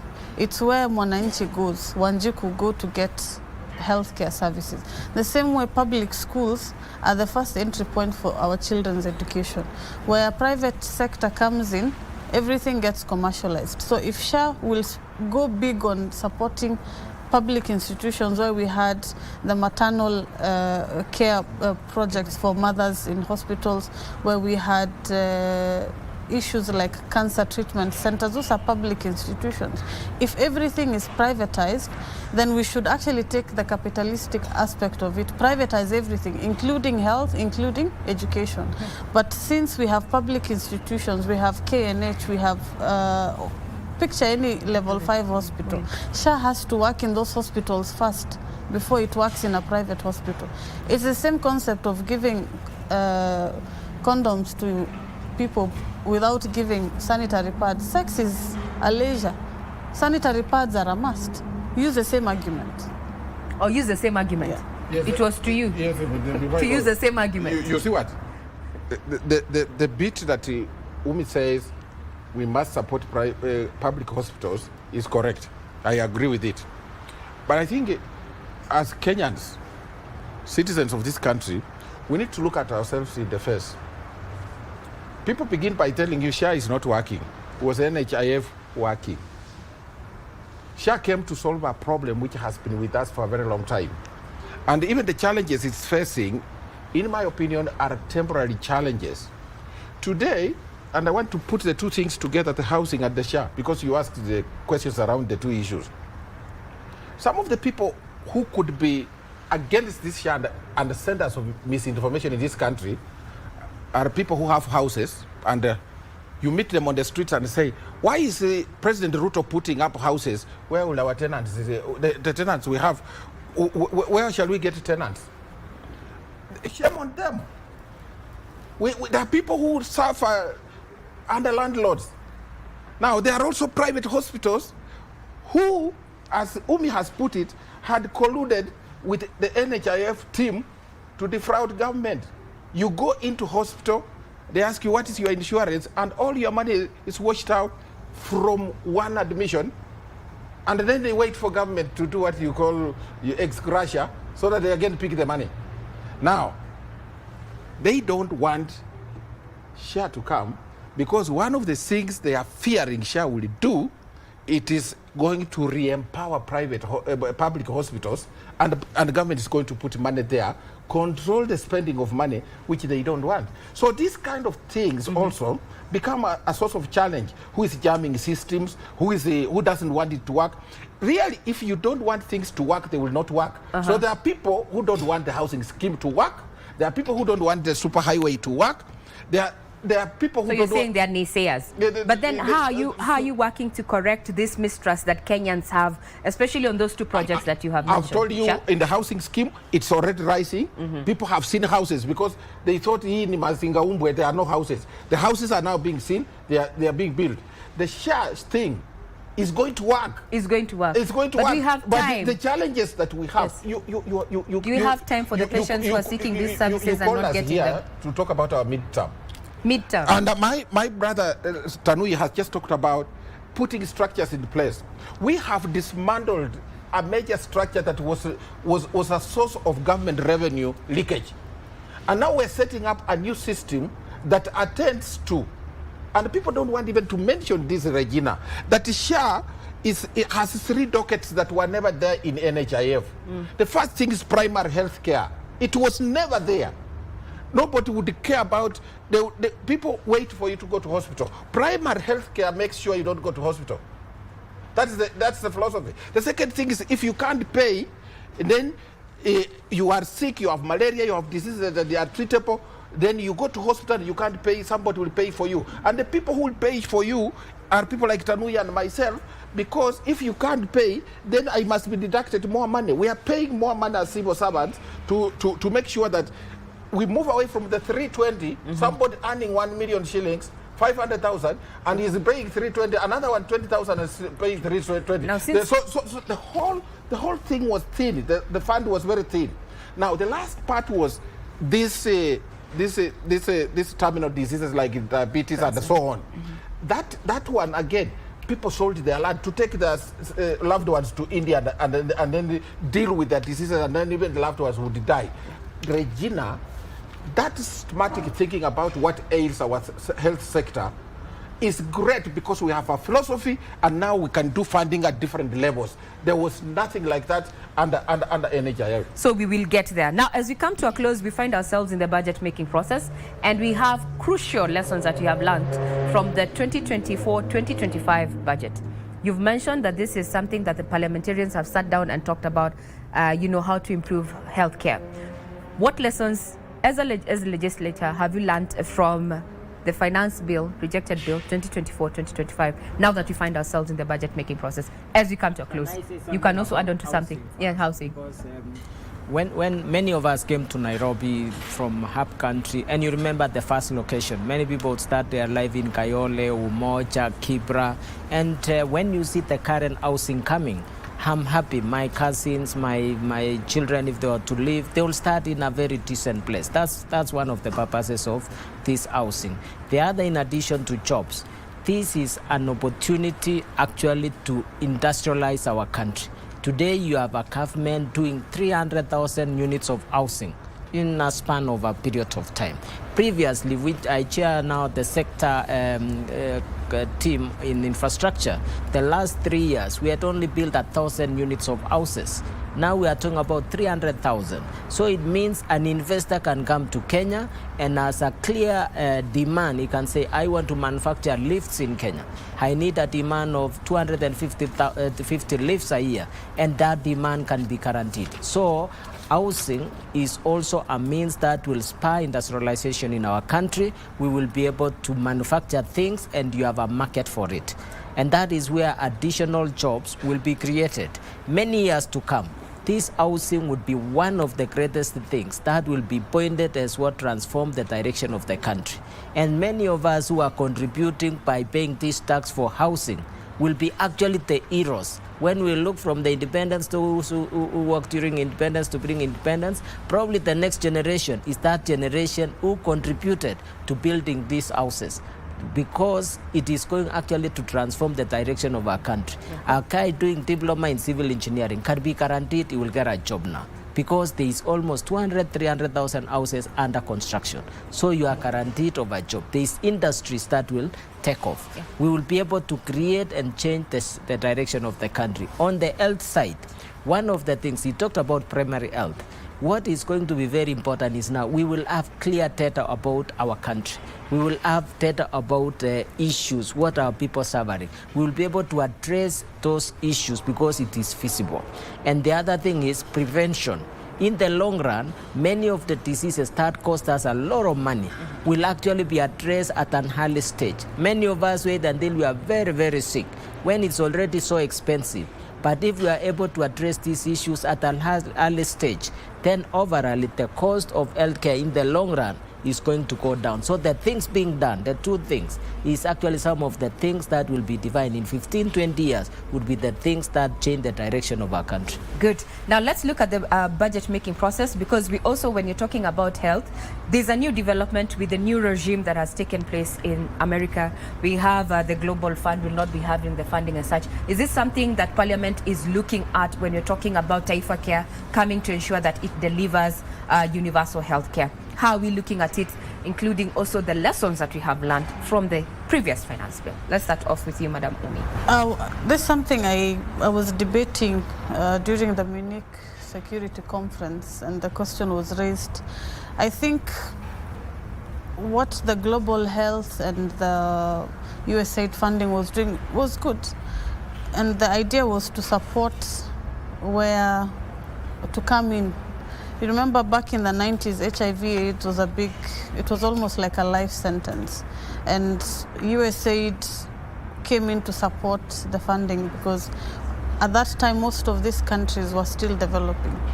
As we speak now, we, as a country, with the taxes that have been collected and the targets that we have every financial year, I think the exchequer can be able to come in to support the disease burden. It doesn't mean that we are still a country that fully relies on aid. That is not the picture that we want to give as a country. And that's why immediately the funding's withdrawals were announced, you had Treasury communicate that they can still be able to support whatever that has been withdrawn, meaning we are in a good place as a country, and that's a positive thing. Aid in itself should not be considered a charity. It is an investment towards this country, because when Kenya gets a certain donation from these UN agencies or the USAID, it doesn't mean that it is, a charity that they're giving us. We are still taking care of refugees as a country. We are a host community. We have a lot of resources that we are offering. So it's a symbiotic relationship where each country is able to develop, to grow together, and it's also a diplomatic interest. South Africa didn't flinch when the money went, so I don't think Kenya is struggling for them to start crying about. We are doing well as a country. Good. And on that note, we in the budget making process, we all saw what happened last year. We are in this process. How are we going to handle that, given that we've already seen, the remnants of the Gen Z protest? Let's start off with PS Kisingani here. I have so many words, but keep them minimal. I just wanted to tell you something that Tanui was telling you, and we might have forgotten it on the housing thing. I just want to tell you, we are now putting what you call standard doors, standard windows, and that is what will create an industry around there. So you can say, I'm coming into Kenya to invest so that I can produce first phase 1 million windows of the same size, and then that creates a lot of jobs. Or sockets for electricity and so on. When you go to Europe, you see even the toilets. From Switzerland to France, you'll see the toilets look the same in the hotel. So, but with regard to the budgetary making process, in fact, for the Americans to do what they are doing is a blessing in disguise. There are people, whenever we get aid from other countries, we think that other people are born to give us aid, but that is other people's tax money. And that's why in the Kenya Kwanza Manifesto, there were medium-term goals by the president, the 5 pillars, which you know very well about. But there were also immediate ones, expanding the tax base, stabilizing the foreign exchange, fighting hunger so that the food security is ensured, among other things. Those are the things that we're doing. So what we really need to do is to be a little more imaginative. In our country, we have about 900 civil servants, 900,000 civil servants, with about only 2.5 also salaried people working in the private sector.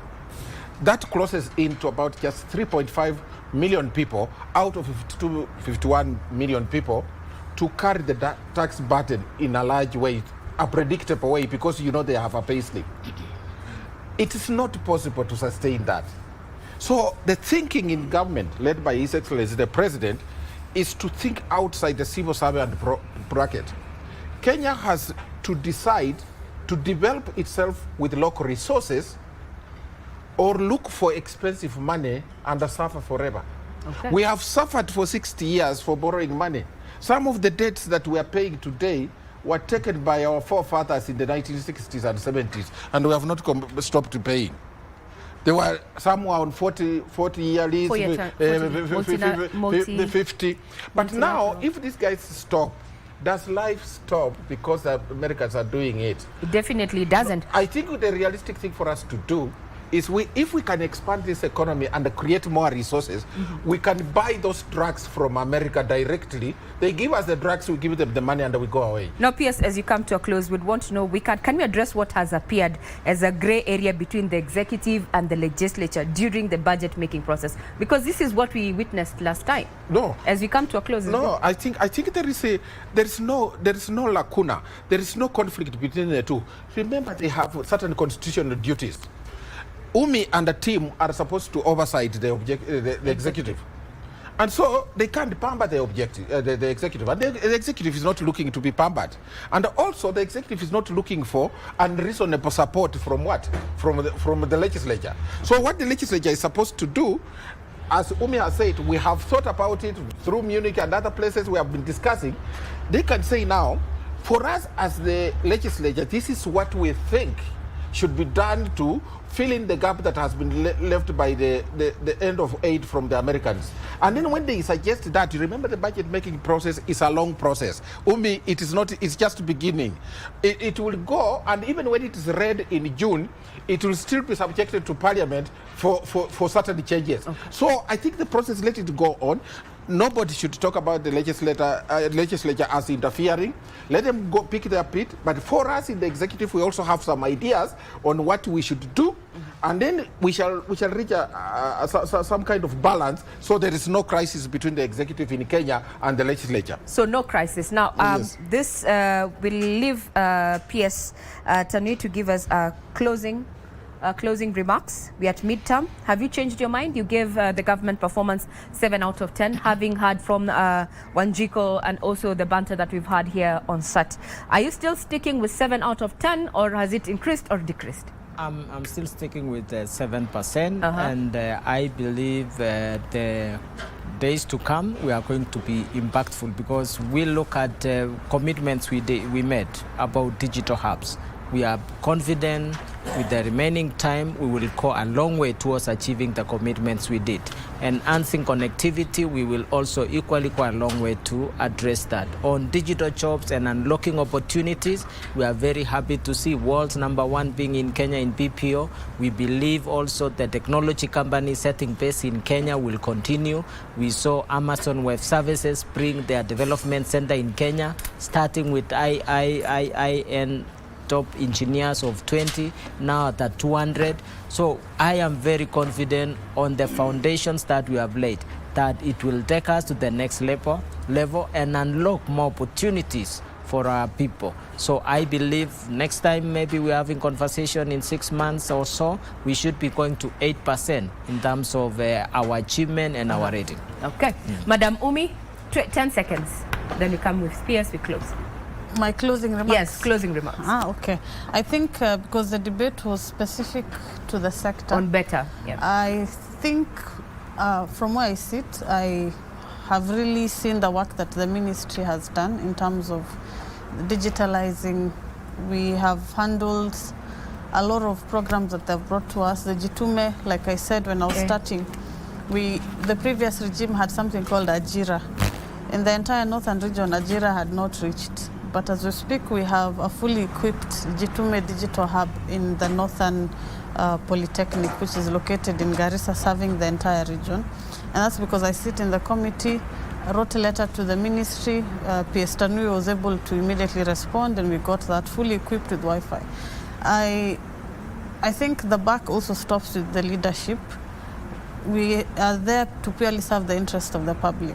So when we get feedback that 1, 2, 3 things are not working, we come in swiftly to address that. And I think that's what I did from where I sit. The willingness to listen and address. To be also, the whole concept of servant leadership, but I wouldn't get philosophical. Yes. But we are headed in the right direction. So you stick with the 7 out of 10? I'll stick with that, and I'll emphasize especially on digital programs. We have emerging careers. We have jobs that are not the ordinary ones, where your mom will tell you, can you go to school and be a doctor? No. Skills, that's where the money is at. There are many people with degrees, many people with PhDs, but the job market keeps shrinking because we are headed to a world where everything is going to be tied to skills. And when I mentor young people, I tell them, picture, because I've seen the refugee life. We've hosted refugees in my county. Picture if you're a refugee, what is the one job that can be able to give you bread on your table when you've all become refugees? Assuming your country has collapsed, you've been put in camps. Is it the politician that will make money? Or is it the Mutua steamer that will make money? Or is it the teacher that will make money? Skills. I'd want to end at that point. Just a second, sir. Can you make it at a second? We're closing the shift. I think Kenya has shifted. And as you can see from this debate, we have shifted to the right path. So what I call upon everybody in this country is to exercise enough patriotism by associating with this transformation that is taking place under the president, to support the president and the government, so that we lay a good foundation for the transformation of our country. Kenya is on the right path and in the hands of the right leadership. All right. That is it. We have shifted and we're taking you back to studio for business as well as sports. Remember, my guests have been none other than Madam Honorable Nominated Member of Parliament from Garissa, Umer Harun as well. We refer to her as Umi. We have Engineer John Tanu, who is in charge of ICT and digital economy. And last but not least, that is PS in charge of broadcast and telecommunications, Edward Bwaswa Kisiangani. Over to you for business and sports.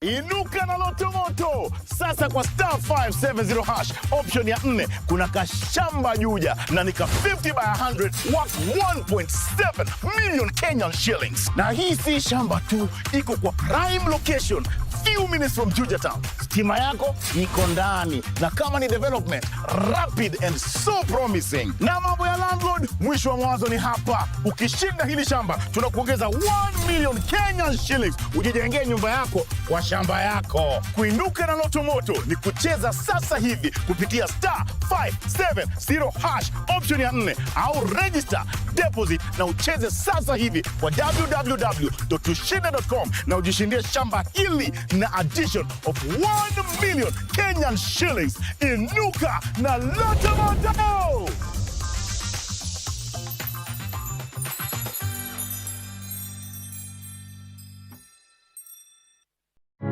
To unpaid care work than men, averaging 4 to 5 hours daily, while men spend just about an hour. This is according to a non-government organization, which says this limits women access to workforce and financial independence. Globally, women perform 76% of all unpaid care work, according to the International Labour Organization, spending more than 3 times as much time on caregiving tasks as men.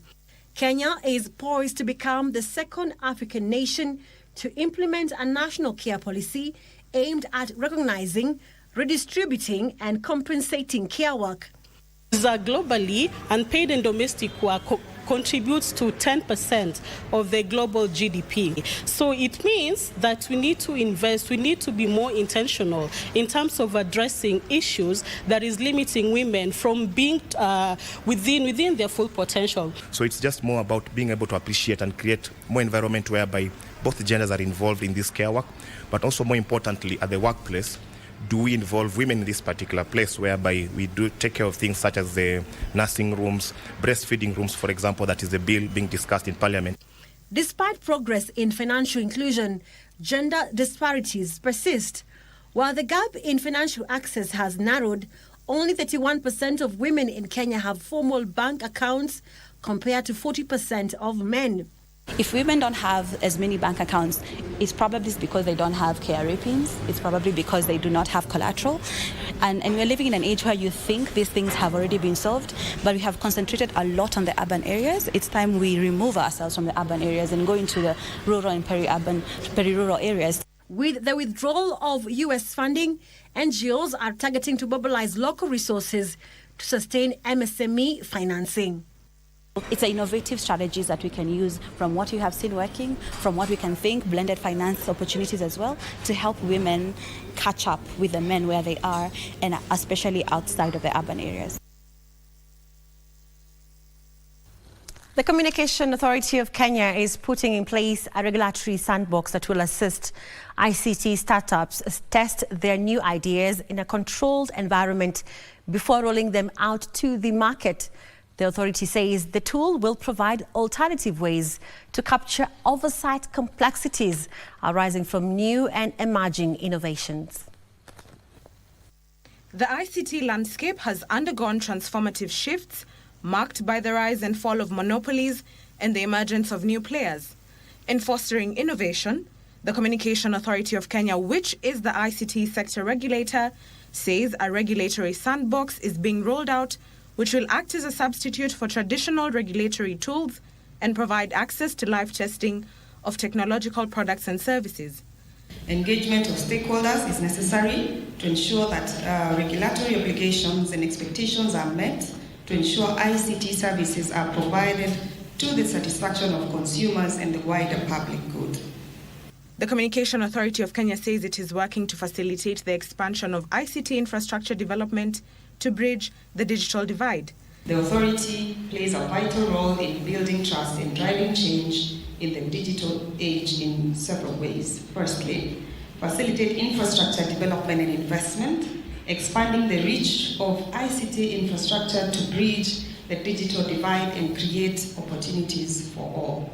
Additionally, the regulator says plans to create opportunities for additional players for digital terrestrial television services and the planned digital sound broadcasting is underway. Finally, we foster a safe cyberspace, enhancing trust in digital services. Ndutamo Kami for Prime Edition.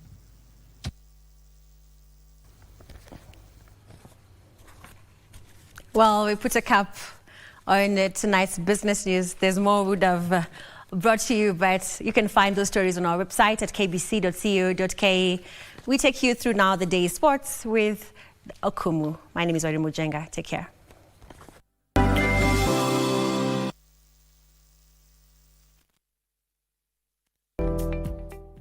Here we go. Cheer your favorite team and win big on MeChezoBet.com. Casino, Aviator, and other crash games also available at MeChezoBet. Sign up today. This message has been approved by BCLB license number 664. Gambling can be addictive. Play responsibly. Terms and conditions apply.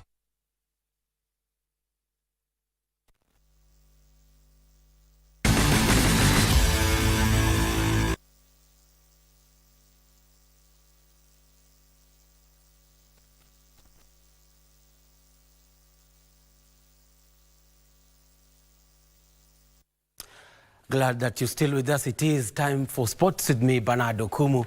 We begin with soccer, where Harambee Starlets head coach Beldino Demba is expected to ring changes to the team that will face Tunisia tomorrow in the return leg of their 2026 Women's Africa Cup of Nations qualifier in Sousse. The winner of that match will face Gambia in the second round after they overcame Niger 4-1 on aggregate yesterday.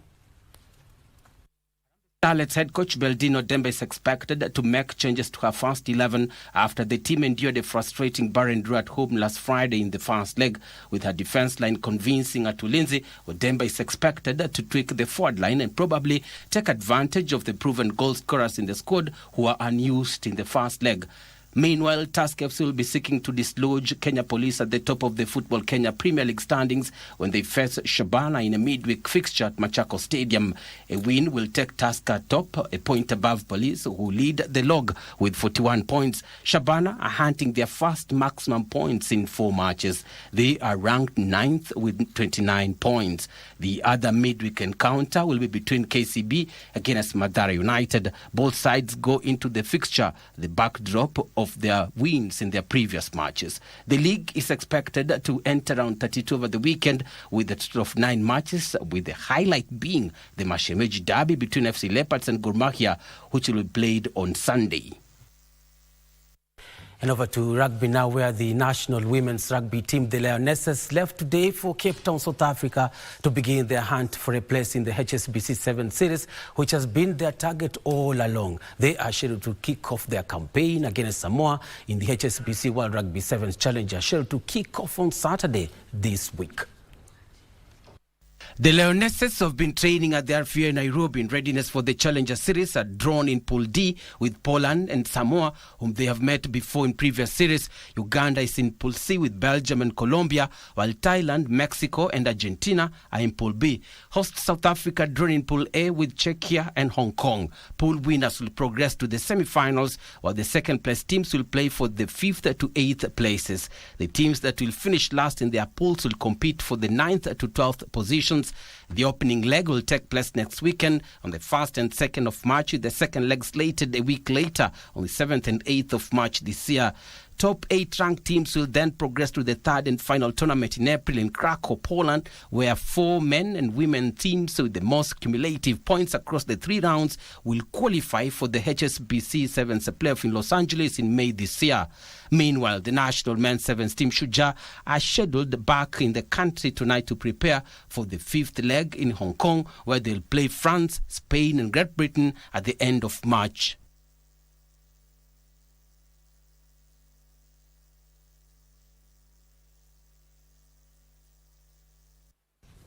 Else, the Special Olympics, Kenya will field the national floorball men's team during the 12th Special Olympics World Winter Games, scheduled to take place from the 8th to 15th of March in Turin. Now, the team of 8 athletes and 2 coaches are in residential training at Kasarani after being selected through a grassroots discipline and talent identification program. They were later taken through the training and also taken through the training. They were taken through the training and competitive play, which culminated with the national trials last year to select the final team to Turin. The team is scheduled to leave for the Italian city next week on the 6th of March. The Special Olympics Kenya floorball team failed to take part in the Winter Games in 2021 due to the COVID pandemic, but the floor hockey team has been there before, twice in Pyeongchang in 2013 and also in 2017, where they won gold in their division.